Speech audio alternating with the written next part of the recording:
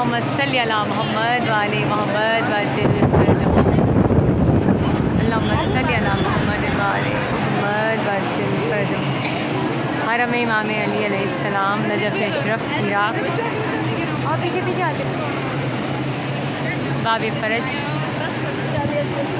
رات کے جو منظر ہوتے ہیں نا بہت ہی زیادہ خوبصورت آتے ہیں. میں آپ کو منظر دکھانے والی ہوں. ادھر ادھر پیچھے میں گنبد دیکھو کتنی خوبصورت. انشاءاللہ میں آپ کو بہت پیارا منظر دکھانے والی ہوں گنبد کا اور میناروں کا. اللہم صلی علی محمد وعلی محمد اللہم صلی علی محمد وعلی محمد. السلام علیکم امیر المومنین. السلام علیکم قائد غر المحجرین. السلام علیکم امام مظلوم معصوم منصوص من اللہ امام برحق خلیفہ خلافت علی ابن ابی طالب. اللہم صلی علی محمد وعجل فرجہ.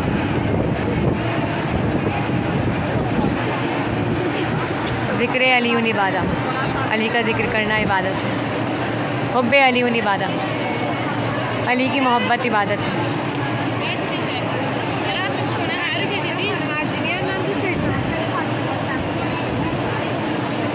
اللہ سے لوگوں علیہ اجرن الا المودۃ فی القربہ. رسول ان سے کہہ دیجئے کہ دینا ہی چاہتے ہیں اجر رسالت تو قرابت داروں سے مودت اختیار کریں.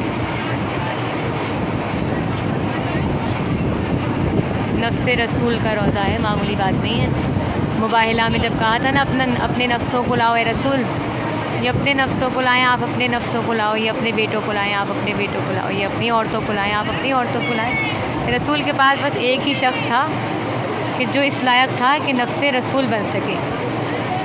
اسی لیے ہم کہتے ہیں کہ ہمارے لیے اللہ کے بعد رسول اور رسول کے بعد امیر المومنین سے افضل کوئی نہیں ہے. کیوں؟ کیونکہ نفس رسول ہے. اسی لیے ہم درود میں بھی شامل کرتے ہیں. ہر بات جو ہم مانتے ہیں قرآن سے مانتے ہیں، دلیلوں سے مانتے ہیں، اپنی نہیں چلاتے، ہوا میں باتیں ہم لوگ نہیں کرتے. جب قرآن کی روح سے نفس رسول ثابت ہیں مولا کائنات تو بس مولا کائنات سب سے افضل ہے. اب کسی کی کوئی اہمیت نہیں ہے بعد رسول. اللہم صلی علی محمد وعلی محمد. زبردستی کوئی پگڑی پہن کے بیٹھ جائے اور چھین لے تو وہ چور کہلائے گا. اللہ کی طرف سے جسے پگڑی دی جائے امامت کی وہی حقدار کہلائے گا. اور حضرت ابراہیم علیہ السلام نے بھی جب کہا تھا نا پروردگار اللہ نے کہا تھا تمہیں ابراہیم ہم امام بنا رہے ہیں لوگوں کا. حضرت ابراہیم نے کہا تھا اور میری اولاد میں سے، تو اللہ نے کہا تھا ہاں یہ عہدہ جو ہے یہ ظالمین تک نہیں پہنچے گا. یعنی اس کا مطلب یہ ہے کہ یہ عہدہ امامت کا صرف اور صرف معصومین کو ہی مل سکتا ہے اور صرف الہی عہدہ ہے، اللہ ہی دے سکتا ہے. اپنے آپ سے میٹنگ اور مسکوٹ سے یہ عہدہ امامت کسی کو نہیں مل سکتا. وجہ اللہ استعمال ہوا ہے یعنی ہم نے قرار دیا. اللہ بناتا ہے امام، لوگ نہیں بناتے امام. بیوقوف لوگوں کی اگر یہ بات سمجھ میں آ جائے تو جھگڑا ہی ختم ہو جائے. قرآن میں اتنی زیادہ امامت پر دلیلیں اور کھلے عام آیتیں موجود ہیں کہ اگر کوئی تعصب کی عینک اتار کر دیکھے تو اسے پتہ چل جائے کہ خلیفہ بلا فضل کون ہے. اور سب سے بڑی چیز ولم یعرف امام زمانے ہی ماتا میتتاً جاہلیہ، یعنی کہ جو اپنے زمانے کے امام کی معرفت کے بغیر مر گیا وہ جہالت کی موت مرا. تو ہم امت مسلمہ سے پوچھنا چاہیں گے بتائیے کہ رسول کی بیٹی جو تھیں فاطمہ زہرا ان کے زمانے کا امام کون تھا؟ ظاہر ہے ان کے زمانے کا امام وہی تو تھا کہ جس کی خاطر انہوں نے کہہ دیا کہ ابو الحسن کے گلے سے رسی کا پھندا کھول دو ورنہ سر کے بال کھول دیں. ظاہر ہے ان کے زمانے کا امام وہی تو تھا کہ جس کے حق کے دفاع کے لیے وہ شہزادی جو کبھی گھر سے نہ نکلی، وہ شہزادی کی جو اپنے بابا سے بھی آہستہ بات کرتی تھی لیکن بھرے دربار میں گئی ہیں حقانیت ثابت کرنے کے لیے. اب رسول کی بیٹی کا امام دیکھیں، یا تو یہ مانے کہ اس حدیث پر رسول کی بیٹی نے عمل نہیں کیا، معاذ اللہ نعوذ باللہ یہ ہو نہیں سکتا کہ رسول کی بیٹی عمل نہ کرے اپنے بابا کی اس حدیث پر.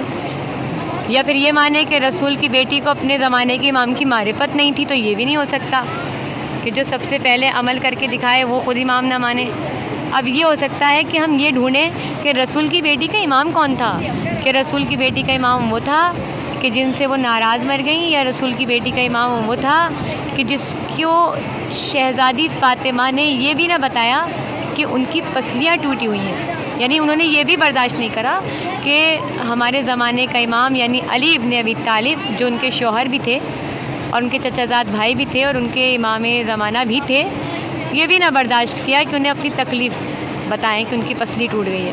یہی وجہ ہے کہ جب غسل دیا تو علی جیسا صابر اور علی جیسا شجاع کہ جو خندق، خیبر، ہر جگہ فتح حاصل کرتا تھا، لیکن جب اپنی زوجہ کو غسل دے رہا تھا کیونکہ شہزادی نے وصیت کی تھی علی آپ ہی غسل دیجیے گا، تو چیخ مار کے رویا، ورنہ عموماً آپ دیکھیں جو آدمی ہوتے ہیں نا وہ روتے نہیں ہیں، اور خاص کر کے اگر روتے بھی تو آنسو سے روتے، چیخیں ویخیں آدمی نہیں مارتے، اور نہ کہ وہ کہ جو ابو الائمہ ہو، ائمہ کا باپ ہو اور امت کا باپ ہو، رسول نے فرمایا علی آپ امت کا باپ ہیں، اگر وہ چیخ مار کے روئے اس کا مطلب اس بات میں کوئی بہت زیادہ طاقت ہے، کوئی بہت زیادہ دم ہے۔ تو بس آپ اگر چاہتے ہیں کہ صراط مستقیم پہ رہیں تو فاطمہ زہرا کے جو کہ سند حقانیت تشیع ہیں ان کا ذرا امام دیکھ لیں، کیونکہ ظاہر ہے رسول کی بیٹی کا جو امام ہوگا وہی امام سچا ہوگا۔ رسول کی بیٹی کا امام جا کے پڑھیں کون تھا، اور پھر علی کو خلیفہ بلا فصل مانیں، تعصب کی اینک اتاریں، ان کے بنا کچھ نہیں ہے، نہ دنیا میں، نہ برزخ میں، نہ آخرت میں۔ اور نہج البلاغہ میں خود فرمایا مولا کائنات نے کہ جو بھی مرتا ہے حارث ہمدانی وہ مجھے ضرور دیکھتا ہے، جا کے حارث ہمدانی کے نام کا خط پڑھ لیں۔ تو شرم آنی چاہیے ایسے مسلمانوں کو کہ جو علی کا حق چھیننے والوں کا ساتھ دیتے ہیں کہ جب دم نکلتے وقت مولا کائنات آئیں گے تو کیا منہ دکھائیں گے۔ امت مسلمہ اگر چاہتی ہے کہ دم نکلتے وقت یہ بات تو طے ہے کہ مولا آئیں گے، مولا نے خود کہا ہے کہ جو بھی مرتا ہے میں اس کے پاس ضرور جاتا ہوں، تو کم سے کم ایسے اپنے اعمال اور عقائد بنائیں کہ جب مولا علی آئیں تو شرم نہ محسوس ہو۔ وآخر دعوانا ان الحمد للہ رب العالمین وصلی اللہ علی محمد وآلہ الطاہرین، اللہم صلی علی محمد وآل محمد وعجل فرجہم، لبیک یا زینب، لبیک یا معصومِ قوم۔